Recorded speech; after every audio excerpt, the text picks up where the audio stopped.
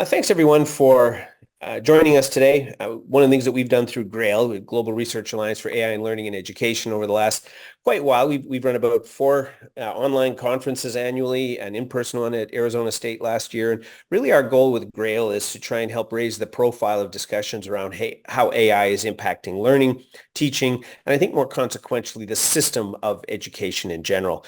And so Donald Clark, someone who I have known for many, many years, probably approaching multiple decades now, and have had numerous interactions on various channels in the past. I've always appreciated his sort of willingness to push the agenda, provide thought-provoking, future-oriented perspectives, and also be deeply informed about sort of the legacy of theorists in learning and education and what that looks like. You can certainly do a Google search if you want more information on his background, but I think he's been as successful and impactful as an entrepreneur and as a speaker and as a writer in the space of education innovation in general, and now more notably around AI in the education system. I'm going to field any questions that you have for Donald as we go. I'll be advancing the slides. I'll kill my video. Donald, over to you. Thanks for joining us today. Thanks for having me, George, and welcome everyone this evening. I've called this talk the AI University, but just as a sort of disclaimer at the beginning, I'm not claiming there's going to be some Henry VIII dissolution of the monasteries here and that AI should replace all universities. This is very much a thought experiment, as I'll explain in a moment.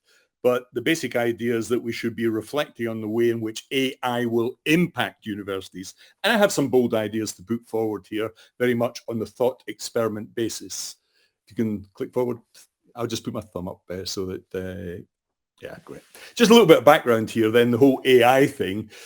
Now, this goes back a long time for me, although it's a very recent event. Most people, when they use the words AI these days, mean something that happened on November the 30th, 2022. For me, it actually goes back to my student days, believe it or not, and that was a long time ago. I was lucky enough to attend, I went to Edinburgh University, but I also went to Dartmouth College, that's an Ivy League place in the US. That's where I first came across AI. And it was fascinating. They have a little shrine there for the very famous conference that took place in 1956, the year of my birth, the year Elvis was launched.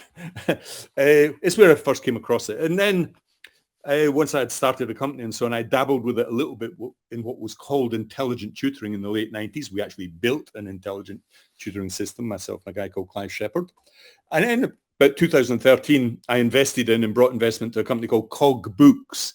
We had Gates Foundation money, and that was an adaptive learning company, very much in the higher education area. We had 4 years of research at Arizona State University, worked wonderfully, but difficult to sell into higher education. But it was bought in 2021 by the University of Cambridge. It's been used in anger there. And then again, this is going back, way back 2015, that's 9 years ago, I started an AI company, which I think was the world's first AI content creation company. And that still exists and we still do that type of work. But I'd also been involved in the startup of a company called Learning Pool way back in the day, 2006. And while there, we bought an AI company, we injected AI into the company, and that was sold in 2021 for 200 million. So that, in other words, I've been doing this for a long time. Meanwhile, during COVID, I locked myself away like a monk and wrote a whole lot of books, one of which in 2021 was AI for Learning. And that was a bit prophetic because it was before ChatGPT, but I mentioned the GPT models. And the whole book was about, this is coming, guys. You better get ready. It turned out to be reasonably prophetic. Next slide, George. Thank you. Anyway, that's the background.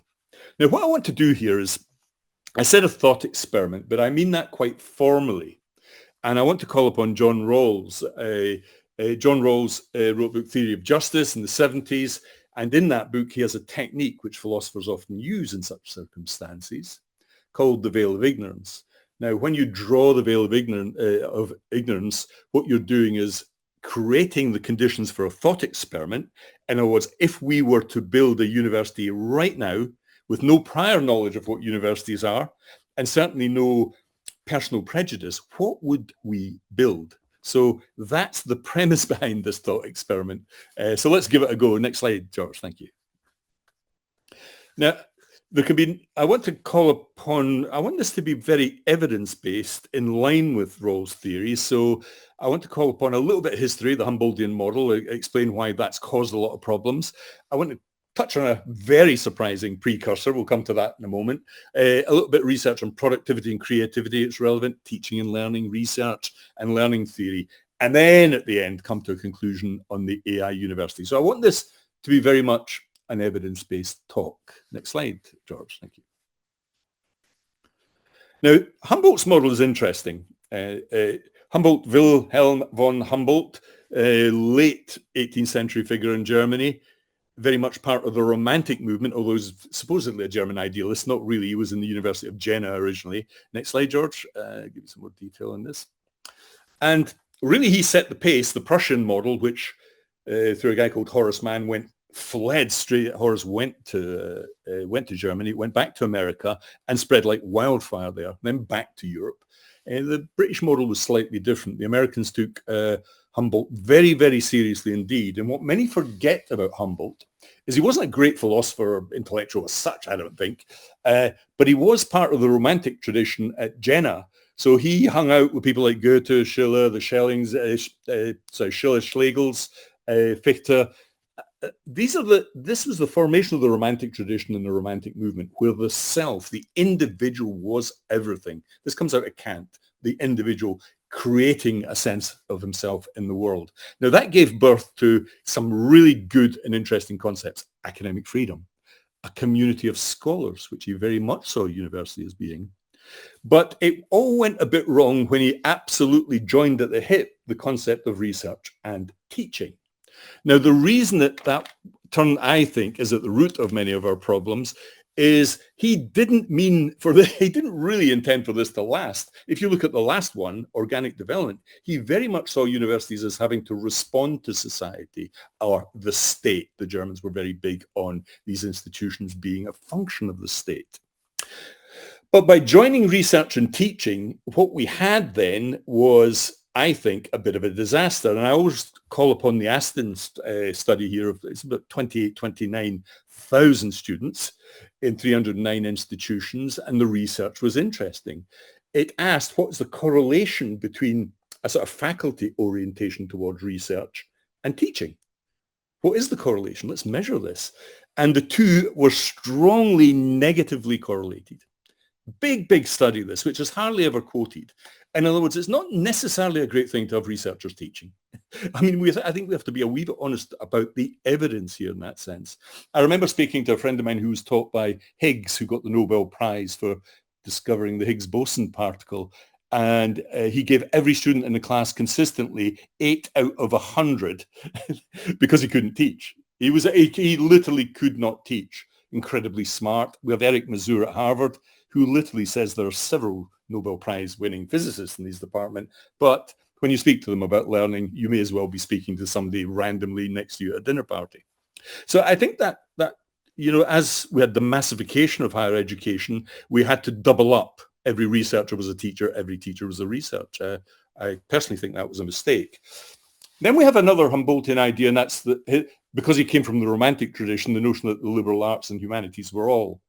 Now, you in the United States took this incredibly seriously, so you still have that liberal arts colleges. Of course, China doesn't have any of this. Europe less so. We don't have that notion of a city-state in a campus where it has lots of sports stadia and so on. We took it far less seriously. But I think we're forgetting the organic development side of this. So I think there's evidence from history that the system was fossilized, if not ossified, into a model that's no longer suitable for today's world if we draw the veil of ignorance. So let's move on. And I think, to be fair, I've tried to be sort of as objective as possible here, but I think the evidence would fairly well point towards there being some crises in higher education, certainly a crisis of costs. It's a massive debate, which you see almost nightly on television. The costs have gone through the roof in terms of the subsequent debt which students have. Enrollment has been falling for 12 consecutive years in the US and in problems elsewhere.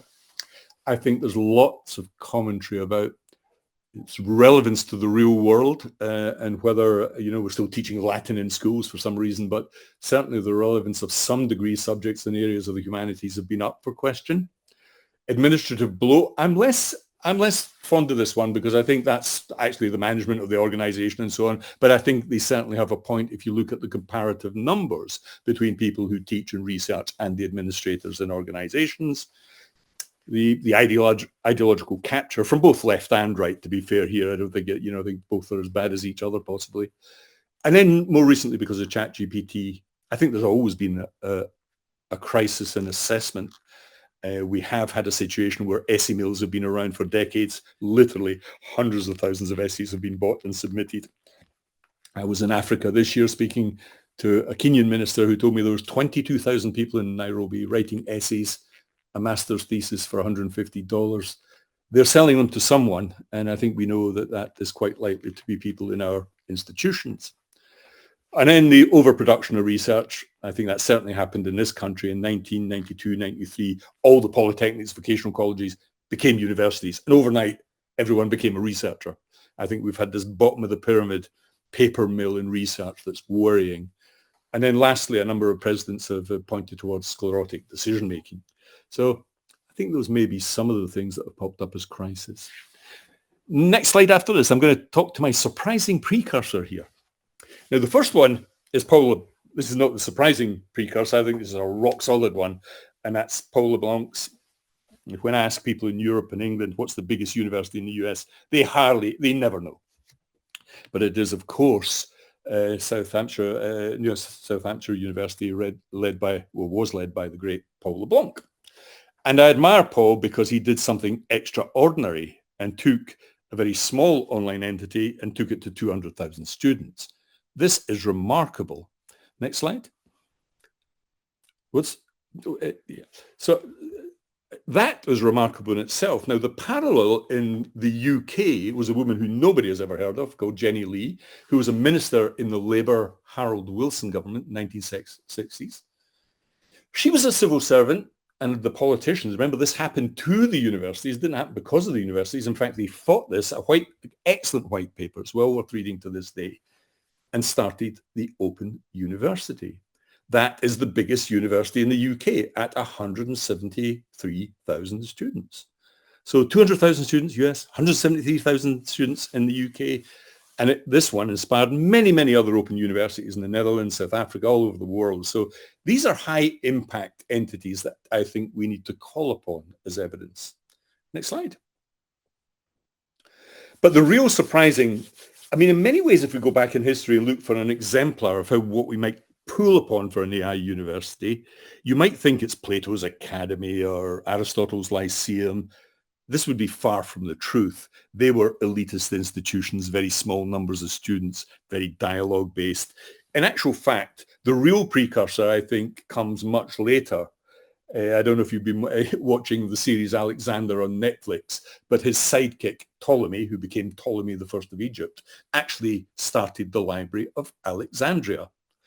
So Alexander has conquered the known world, then he's now conquering the virtual world, I suppose, through Netflix. But this library was an extraordinary entity, and we have lots to learn from this, because Ptolemy opened the world up. He started buying every known book he could find. He was importing them. He was stealing them.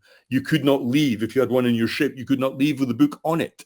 He wrote to all the leaders in the region in any language and amassed 700,000 scrolls. Now, that's about 8.4 billion words. It's about 15,000 words per scroll. The GPT data set for 3.5 was 300 billion.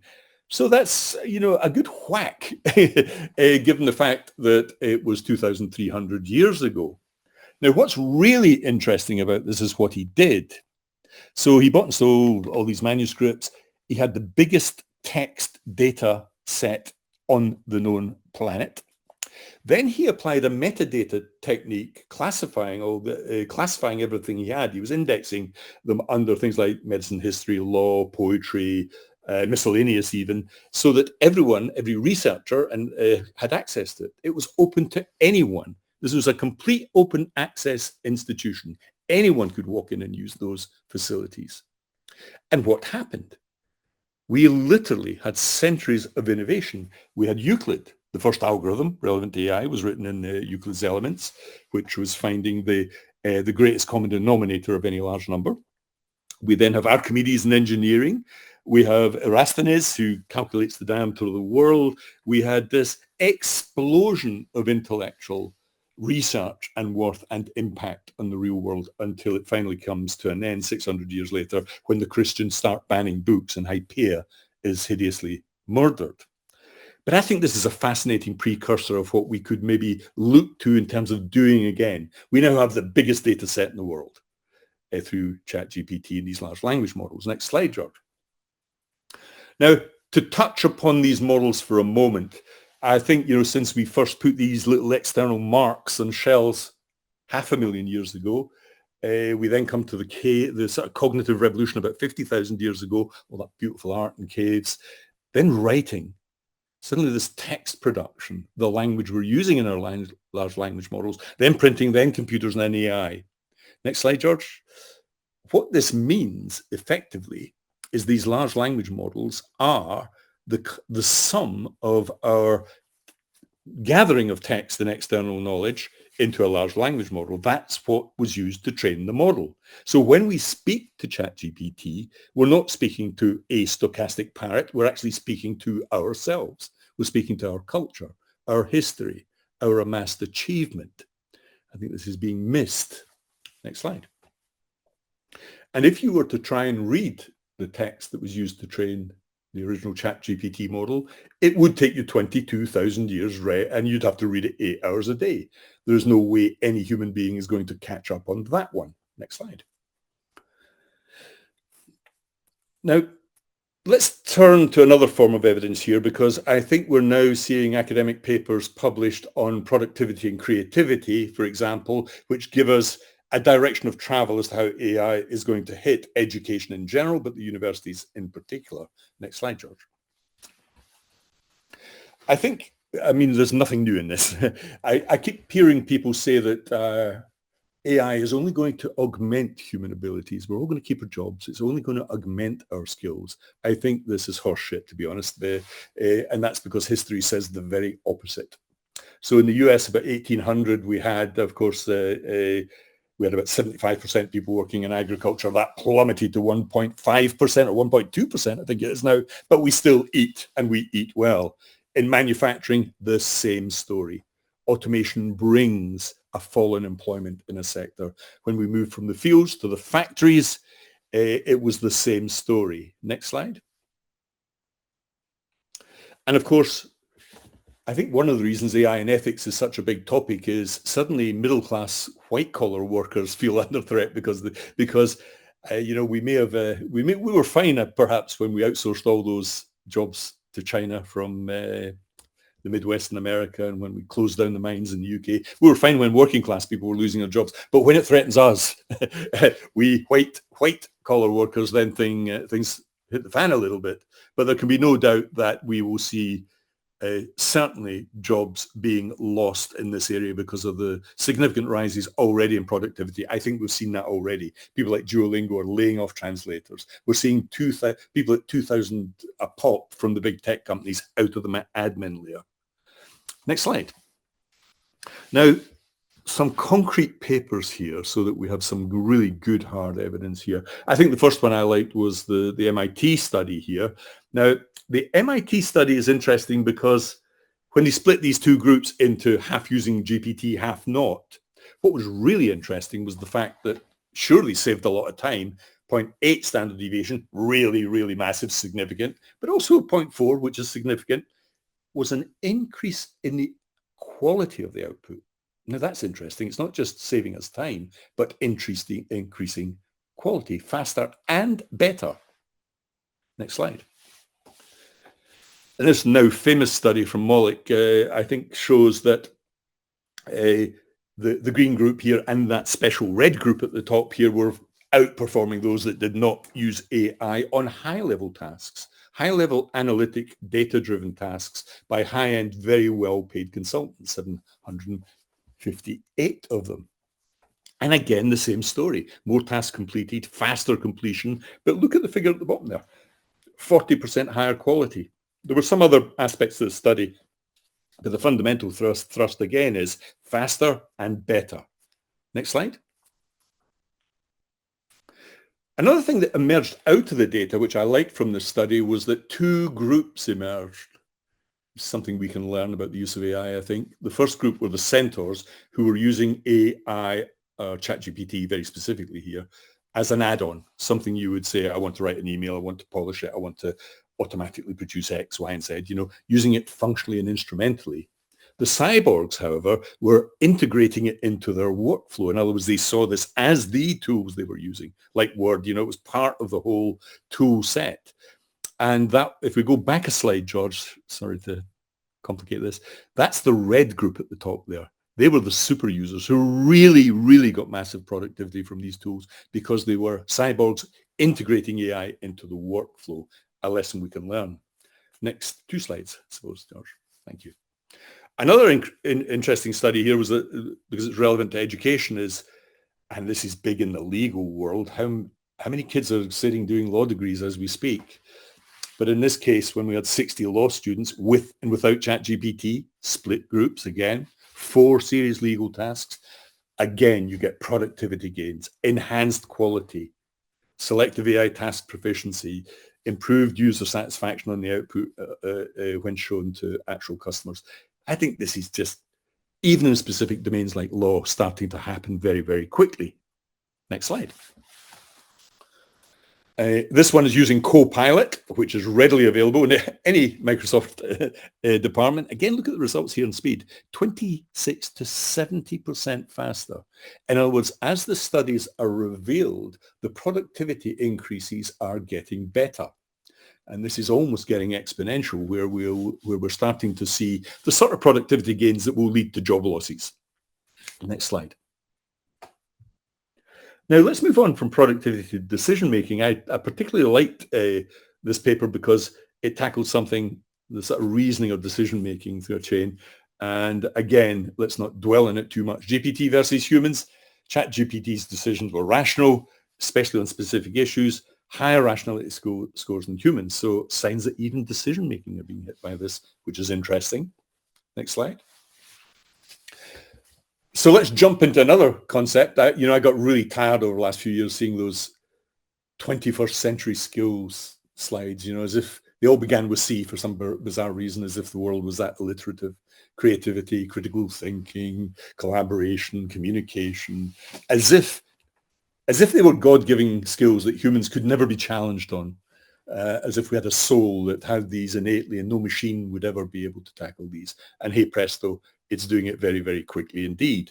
So in creativity, this first major study I liked here, again, this split shows that on the generation of ideas, so what is creativity? Really difficult to define. But if you look at it as a sort of brainstorming ideation side of creativity, then it's quite clear that using ChatGPT is much faster and cheaper than the students on their own, gives you higher quality. Really interesting is the fact that the vast majority of the best ideas were generated by ChatGPT, not the students. And these are business students at an elite university. So you get very high quality output on creativity from this. Next slide, George. Sorry, could you go back one? That was a mistake there. Yeah, this one is on short stories. Now, another sense of creativity is in that sort of almost artistic sense of creativity.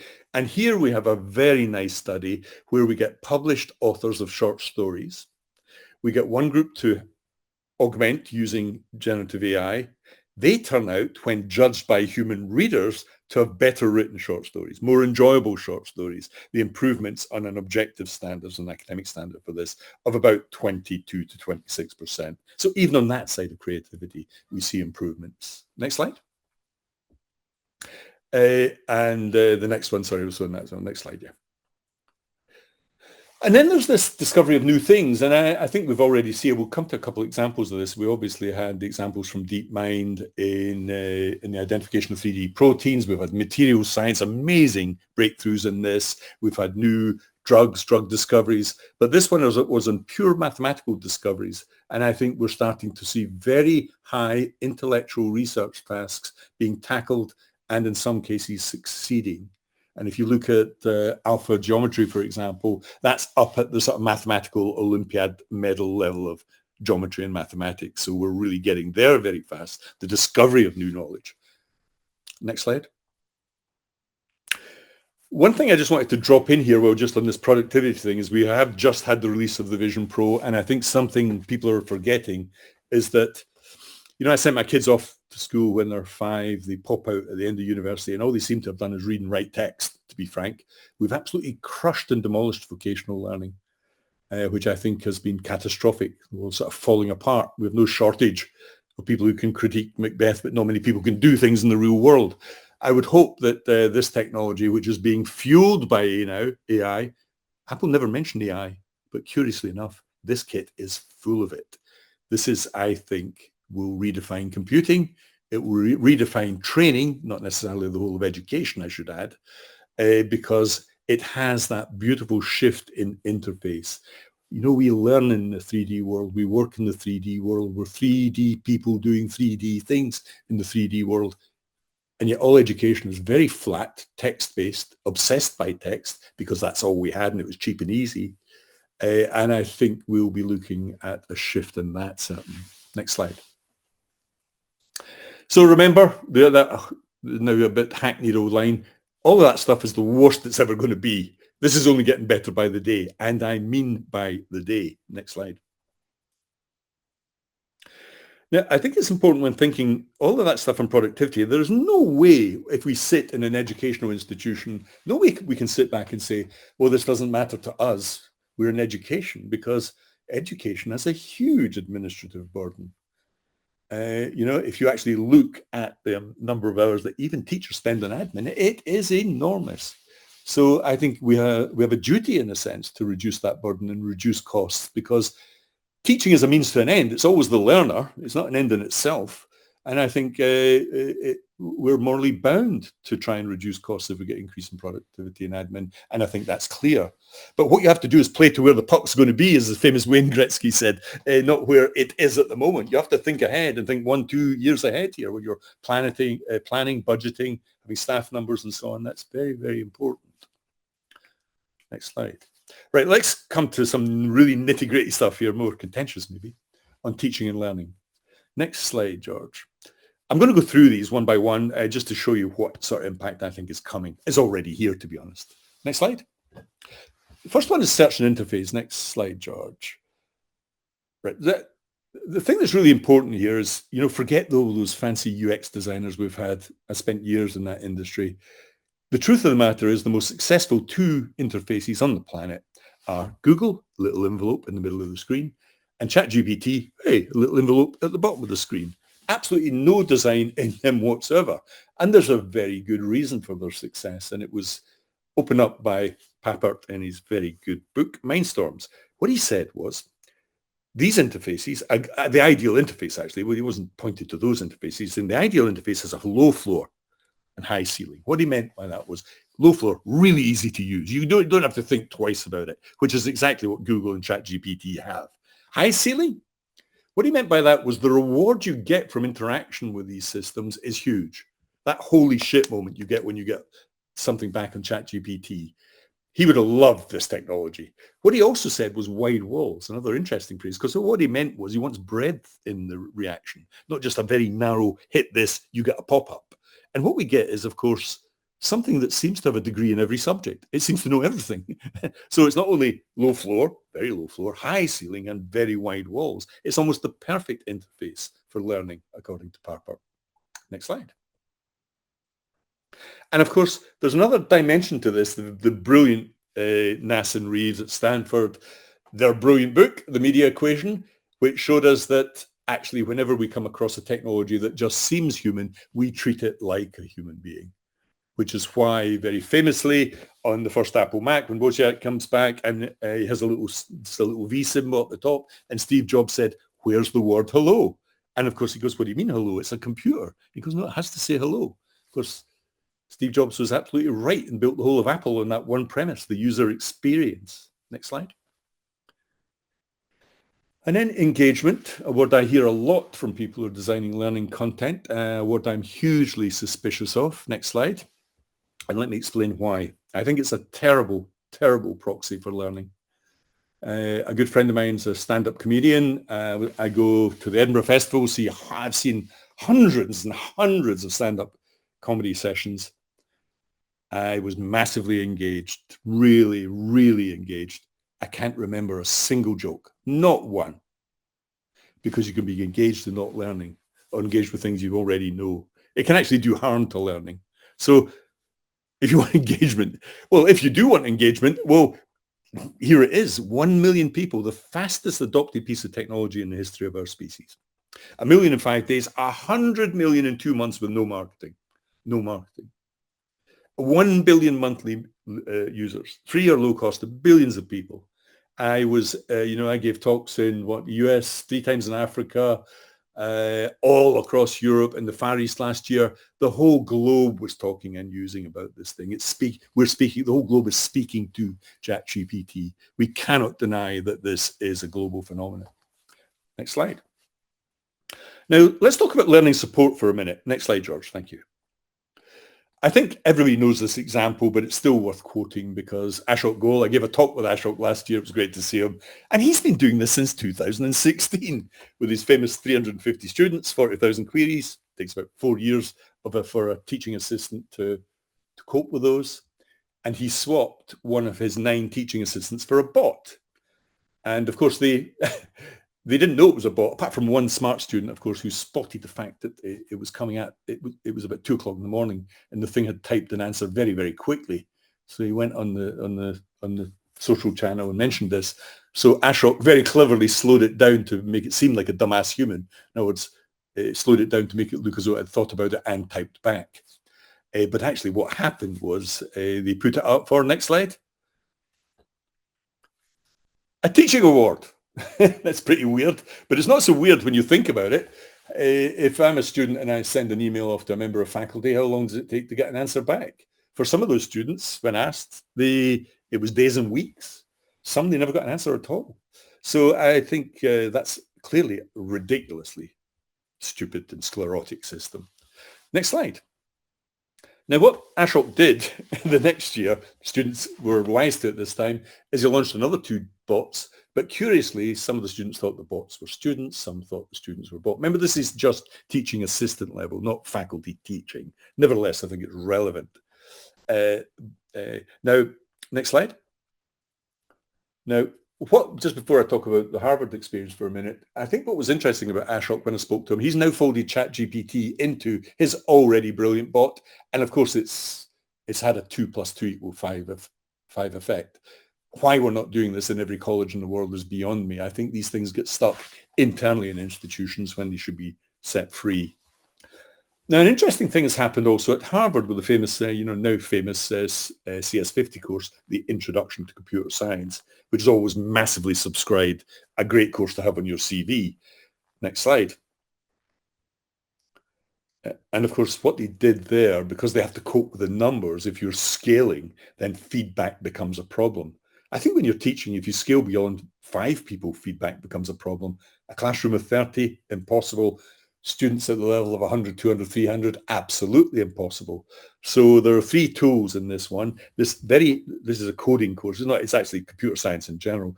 But if you're looking at highlighting code when you're learning to code, incredibly useful little snippets of code using AI tools, then comparing the code you write with an ideal piece of code, almost like document comparison. That was great. But the real winner was the CS50 duck chatbot. It's a DALL-E created image on the left here. So this is a reference, an obscure reference to debugging in computer science. But the bottom line is this allowed them to scale the course. And you have very interesting feedback from students, 94% helpful, 95% effective. This scales the course from 70 to 500 to thousands, if need be millions. And you can indeed do this course for free on edX, I believe. So people love the duck. They love the duck. So next slide. I think another fascinating one from me and a very brave move amongst all the, it really saddened me to see that almost everybody, they could only see cheating in essays as a consequence of generative AI. It saddened me because we had about 5 years when everybody was chasing down those stupid blockchain grants, because people are obsessed by credentials. Let's lock down credentials. Now that all that's gone, all those same people no doubt were chasing down the generative AI grants for checking cheating through essays. But Michigan took the opposite view, and I admire them for this. They launched an AI services platform with a full suite of generative AI tools, which is great, for use by all, keyword all, faculty, admin, and students. And I think this notion of equity of access is a wonderful thing, because this is a wonderful technology. And the numbers are astounding here. So you've got over 100,000, but 16,000 unique users today. So are they using it? Damn right they are. Next slide. Thank you, George. Let's turn to delivery for a minute. Next slide. I really like, this is a teacher called Meredith Morris, who I really admire. She's been using ChatGPT in secondary school, your high school in the US classes. And what she loved was the fact that she did her teaching bit. I think let's keep teaching in the classroom. It's a one-to-many medium. But at some point, she passes it over to her kids in the class using ChatGPT. And what amazed her was the level of engagement and one-to-one interaction with this stuff. And it was, you hand it over after you've done your good teaching bit, and you're passing the baton onto the learners. They pick up that baton and run with it. And you're giving this unique, personalized, very detailed tutoring for each individual learner. And the kids, of course, as you can see, absolutely love this. But whether they're learning is the real question. Next slide. I think what was wonderful about this notion is when you hand from the teacher over to the autonomous learner, you can certainly do this in higher education. The really interesting thing was the way in which they, first of all, play around with the technology, and it amazes them. They create images, they muck around, get to feel it. That's good. They're learning how to use it. And then they understand that it gives really good feedback, like the high ceiling concept that Papert referred to. I think the next stage, which is encouraged by the teacher, because the teacher builds the rubrics for all this, she gets her kids to clarify terms and examples. She gets them to create self-testing for themselves so that they become more autonomous. She then moves them on to more depth and detail, asking them to find case studies, worked examples, extend and apply that knowledge to the real world. And finally, getting them to create stuff like the final self-testing, flashcards for revision for their exams. This is the way to capture learners as you move from teaching into autonomous learning. I really love the work Meredith does. Next one.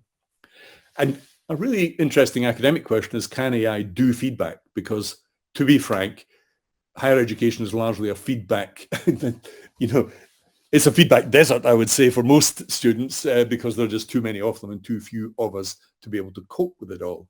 But here in this interesting study, they tried, this is about 2,500 short essays during one semester. They tried peer feedback. Remember, the instructors are providing the rubrics here all the time. It's under control, academic control. But peer feedback, self-evaluation, and automated AI feedback. They found it was wonderful, absolutely wonderful in terms of feedback.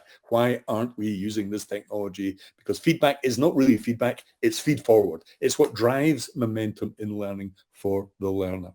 So the AI-enabled evaluation was a success. Next screen. Just a couple of things here. I was in Africa, in Senegal, South Africa, Egypt last year. And you're in classrooms with no roofs. Boy, did they want this technology. And who are we? I had a very interesting conversation with a friend of mine, again from Kenya, who was saying he was a bit fed up with what he called white saviors. In other words, the people who have all these AI and ethics problems with some black kids in Nairobi who are making money from human reinforcement training using the data. He was saying, don't you realize that these kids love this job? That's maybe their first rung on the ladder into an IT position, and that they're getting paid 30% above the basic wage, in fact, because people don't earn a lot in Nairobi. So I think we have to be very careful sitting in our comfortable, six-figure salaries in the advanced world, scoffing and calling out things in the rest of the world before speaking to those people and see what they think about it. But certainly in this experiment in schools in Sierra Leone, they were seeing very positive results indeed. Next slide. And again, the same thing. Does it help teachers in poor schools? I think it does, and this paper showed that it does. Next one. Now, I want to just touch upon a really interesting concept here, the universal teacher. Next slide, George. This is a bold statement here. All my life I've heard, we'll never get rid of teachers. Teachers are sacrosanct.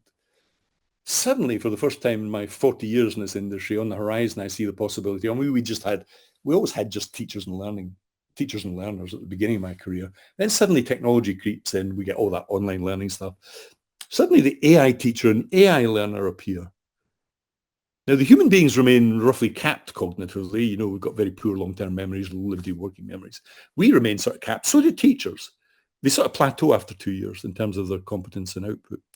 But you get constant improvement by the AI and the AI teacher to such an extent that you end up with the AI learner and the AI teacher, I suspect at some point, being superior pedagogically to any teacher. That's what I mean in terms of definition of a universal teacher. Next slide, George. Now, what I mean here is you're not just spitting out content or giving feedback on specific questions. You're baking good pedagogy into these pieces of software, these AI tutors. And I've been doing this for a good couple of years now. You build the pedagogy into the product so that it can work at any level. It can produce really good questions, not just the hokey multiple choice things, but open input and interpret open input from students, which is what teachers do in real classrooms. You can produce scenarios, very sophisticated scenarios with full feedback by prompting. You can have loads of supplementary stuff, of course, which is what ChatGPT excels at. You know, interleaving space practice, flashcards, content translation. It does anything in up to 120 languages. How many languages do you teach in? 1, 2? And of course, performance support as well. And all of this in minutes and not months. In other words, you can start to produce stuff very, very quickly indeed. Good course material, which people are doing. Next slide. And so, I really do believe that we should be thinking about this. What if you can have a system that can teach in any subject, anywhere, anytime, as the internet? We have Starlink. There are no... Starlink has revolutionized this in Africa because there are no blind spots at all now. It always used to be very coastal. So any subject, anywhere, anytime, in any language. In any language. I was using my avatar in Zulu and Afrikaans, and also in Senegal and local languages there. This is something we've never seen before. And it's accessible, personalized, and can be delivered at the appropriate level. If someone has dyslexia, then it can avoid the words with dyslexic double letters, with the letters that tend to get transposed and so on. We can do wonderful things that human teachers find hard. So at some point, I think this is eminently possible. Next slide. Research on research. Let's think about research for a minute in higher education then. Next slide, George. I think we've already seen a massive, I think the biggest impact of AI so far has been on research. We had DeepMind here in London who come up with an algorithm with 200 million known proteins. And with one piece of software, every 3D model in all 200 million were cracked. Now, it took about 3, 4, 5 years for a PhD student to find one, to identify the 3D structure of one. More complicated. I'm caricaturing this a little bit.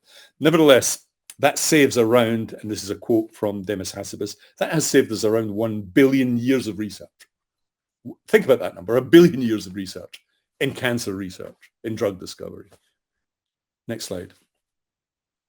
And of course, we had, this is before generative AI, but the famous super antibiotic was created at MIT. We're now getting drugs discovered by AI hitting the market as we speak for testing in a very short period of time, of course. That's the Hallison one from MIT. Next slide. And then this wonderful work, again, from DeepMind, showing that you can produce huge areas of research in material science. These are constructs, not real materials. Nevertheless, we are discovering the sort of graphene-type materials at a much faster rate than we ever have before. Huge impact in research in this area. Next slide. So I think in general in research, I think we're looking forward to a new era where you get an acceleration of research. Some of the tasks will be automated, some will be eliminated. AI will create new research opportunities. And an interesting one, I have seen examples now of where AI is being used to peer review papers, detailed peer review, not just qualitatively, but also of the data, spotting errors in the data, which has always been a big problem. Perhaps the problem of replication comes down to this sometimes, but an interesting set of options here. Next slide. And some of the specific papers we're seeing so far. So in this study, looking at actual research planning, it does pretty well. This is a lab job, a series of chemical experiments where all the planning was done beautifully by ChatGPT through text prompting. Next slide. And then I think this is a list. There are already papers out and all this stuff. Everything from your titles and abstracts through new concepts, research gaps, hypothesis, the outlines, full paper outlines, data analysis, faster peer review. All of this is going to be accelerated by AI, some of it replaced by AI. And I think we're seeing the papers. These were 2022. It's now happening in anger with another whole crop of papers in 2023. Next slide. And again, this was an interesting paper. I love this one because actually it was AI that did the research. A number of agents played around with the hypothesis in war studies and came up with a novel perspective about how wars could be avoided if we get it right beforehand. So going into too much detail here, but actual research being done by AI agents themselves. That was new to me. Next one. Lastly, I'm going to just run through some learning theory here before we stop because I think this is terribly important. What does learning theory say about the use of AI in learning? First, studying the brain and learning in AI. Really important. Next slide, George. We'll go through this quite quickly. I think what people forget was a lot of the AI theory, especially neural networks and backpropagation, was actually built by people who knew about learning theory. They knew about the brain. Next slide. So we have a whole load of people here. Donald Hebb was actually the first one, Hebbian learning. You may have heard of that, who identified the neurons that fire together, wire together, was actually a headmaster in a school. And many of these other people, Dennis Hassabis, who some of the examples I've given you, went to university and studied reinforcement learning, published 2 amazing papers on the subject. Many of these people know a lot about how the brain works and used some of it metaphorically, but some of it literally to build things. Next slide. But the real question for me is, AI can obviously learn. It does that by being trained and can learn forever. It doesn't die. It just gets better and better. But can it teach? What does the evidence from learning science say here? I think one thing I've focused down on is the role of dialogue and conversation in learning. In other words, I think epistemology, the sort of epistemology of this is, if we used to create stuff in books. I'm sitting with loads of books behind me here, in books, online in repositories and learning management systems and LMEs, on lectures, on PowerPoint, and it was a search and retrieval process by the learner, by and large. Actually, what's changed here is it's shifted towards dialogue with knowledge. We're actually having interactions with the knowledge base, querying it. It's coming back at us. We're having the sort of dialogue that people have always learned from. Next slide. And I think David Gary's very famous book here, I really opened my eyes up to this, the way in which the brain is an evolved learning organ, and primary learning is the things we don't have to learn, like our first language, face recognition, or many of these things. But it's also misleading, a sort of folk physics and biology. We have secondary learning that plays on that primary learning. But he also, I think, shows us that the brain has evolved for dialogue, not monologue. Which is why 40% of students don't turn up to lectures, which is why sitting at a conference for 3 days can send you into pains in your chest with boredom by the 3rd day. We did not evolve to do such things. Next slide. And I think he also has this is the book here, The Origin of Mind, really excellent book. Motivation and control, primary and secondary, you have to understand that because it also affects interface design. Next slide. Now, I think this can be overplayed a little bit, the role of Socrates and all this. Nevertheless, there are some interesting things when you look at Socratic dialogue, and we've picked up and tried to extract some of this in some of the modeling we've been using. Next slide. Because I think you can look at the types of questions that are used in good Socratic questioning around critical thinking. He questions people's assumptions, exposes their underlying belief, that whole notion that you have to demolish people's false beliefs before you can build again in a sort of Cartesian fashion. It's done very well. And we've been feeding in the Socratic models into some of the pedagogic models we've been using in AI tutors. Next slide.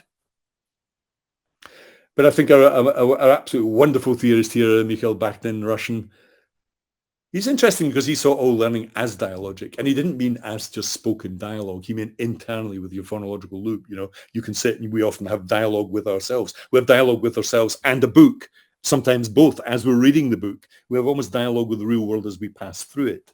Next slide. I think this whole notion of multiple voices, perspectives, and contexts is relevant to ChatGPT, and this multiplication of agents, which we speak with in a dialogic fashion. I think he's right when he says that's what really creates meaning in that sort of traditional constructivist fashion. Come to Vygotsky in a moment. And then last but not least, the famous cybernetics guy, Gordon Pask, who actually came up with a conversation theory, really worth reading, fascinating stuff, well ahead of his time. Next slide.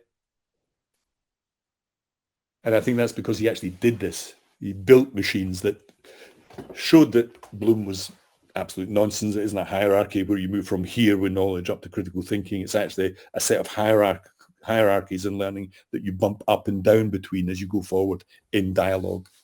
Next slide. And I think as we move on and think about the role of language in learning for a minute, and here there are some amazing things to reflect upon for a moment. Next slide. The first for me is Wittgenstein and the notion that, both Wittgenstein and Vygotsky, I think, would agree that we used to think that language was a function of intelligence. I used to believe that. I no longer think that's true. I think in a sense that intelligence is a function of language. And that's what you get exposed to when you use this type of technology. Next slide. Now, I think from Wittgenstein very famously had a concept of family resemblance. In other words, a word like book is related to library, which is related to pen and pencil and words and paragraphs. That family resemblance is exactly how words are stored or tokens are stored in these large language models. So he was really onto something there, that meaning comes from that context of a word in relation to other words. He also had this very interesting concept of language games. So I'm playing a language game now. I'm giving a presentation online, 2 slides. If I were in a bar, in a pub, I would be chatting in an entirely different fashion, more dialogue and so on. He thought that language was of these language games. Now you can instruct ChatGPT to play language games, which absolutely fascinates me, because I think something is captured in this technology which has been missed by people. He also thought there were real limits to language and ethics. That's another thing, which is why I think most of the chat around ethics and AI is overblown and way, way beyond normalized reason and meaning. Next slide. And then, of course, we come to Wolfram, because Wolfram actually took Wittgenstein a step further and said, there's another layer in here. This is not a syntactic spitting out probabilistically of words. These large language models seem to be capturing another layer, what he called a semantic grammar. And I think he's absolutely spot on here, which is why we're seeing new discoveries by the day in terms of the way these models actually seem to be understanding things. Next slide. And of course, he famously put that whole mathematical language and the Wolfram Alpha system on the back of these models, so that people would scoff and say, well, ChatGPT can't add up 2 and 2. Suddenly, it can do advanced calculus because it's about ensembles of technology. Next slide.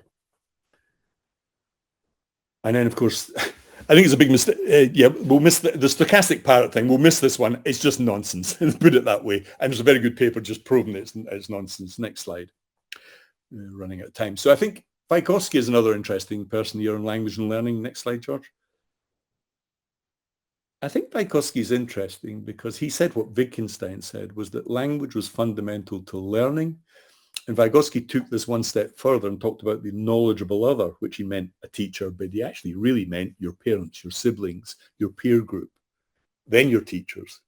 But he would have loved, if Vygotsky was sitting here right now, he would have loved ChatGPT and seen it as a knowledgeable other, because it's a mediation tool. It's not clear exactly what he meant by tool, but I think Vygotsky would have seen ChatGPT as exactly the sort of dialogic learning tool that he would found useful in the teaching and learning process. Next slide. And Donald, just a quick heads up. I think we're at the end of the time. Did you want to field any questions, or what would be your preference for the last couple minutes? Oh, can you just go forward to the AI University slides here? It's just the next set, really. Yeah, forget about Bloom. He does all that stuff. I think it would. So I wanted, right, just there, right. Next slide. I just wanted to finish on this, really, because my proposition for an AI University is to do what Paul did, really, get rid of the impediments of money and status. Next slide. We can ask questions. And I really refer as the basis to my thought experiment is wonderful book, students first. Let's not dwell on that, and let's move on. Just to finish then, a vision, this thought experiment, all of that evidence I've piled up layer upon layer to come to a conclusion that we need a new sort of university where you're looking at non-traditional students in age and background. We have to open up access and not rely on scarcity here. It's ridiculous. We have these massive skill shortages, and we should have intake at any time, not just once a year or once for summer school. And it should be quick and easy to apply and enroll given the administrative advances we've seen. Next slide. More importantly, on teaching, all of these things we can start to implement now. This universal teacher idea, the teaching at different levels in many languages, highly detailed feedback. If we go to the next slide for learners, I think this notion of generative AI tools and tutors, personalized learning, multimodal from the start, not just text. Focus on generative learning, students going at their own pace, and assessment when ready. This is all eminently possible now. Next and last slide. I think there are a few interesting experiments. At Ferris University have actually enrolled 2 AI students who will choose their own courses. That's interesting. Next slide. And of course, we have really fascinating things like Mark Daly, who's now the Chief Artificial Intelligence Officer. Why don't we do this sort of thing within our universities? Next slide. And of course, ASU now have signed up in the first deal with OpenAI. I've already mentioned Michigan, Harvard, Georgia Tech. These people are pioneering, as did Paul LeBlanc at SNHU, as did the people at the Open University. We're now at an inflection point where I think we can do wonderful things with this technology if we don't get bogged down in the rather dull and boring debate around assessment. I'll end there, George. Thank you very much. If we can have some questions, that would be great. Sorry, I went on a bit there. There's a lot of evidence. Yeah, no, and sorry about that. I think we need to end here, just simply because we are over time right now. So, Donald, that was a fantastic walk through a broad range of topics and a broad range of research and theorists. And I see we've starting to see the typical top of the hour drop off of attendees for events like this. So, as others are already saying, outstanding work. Thank you very much. Lots of, I'm sure, a lot more questions that we didn't get a chance to unpack. I see quite a few here in the discussion and otherwise. So you've clearly triggered some critical sets of thought. So Donald, thank you very much for taking the time to join us today. Outstanding, discussion.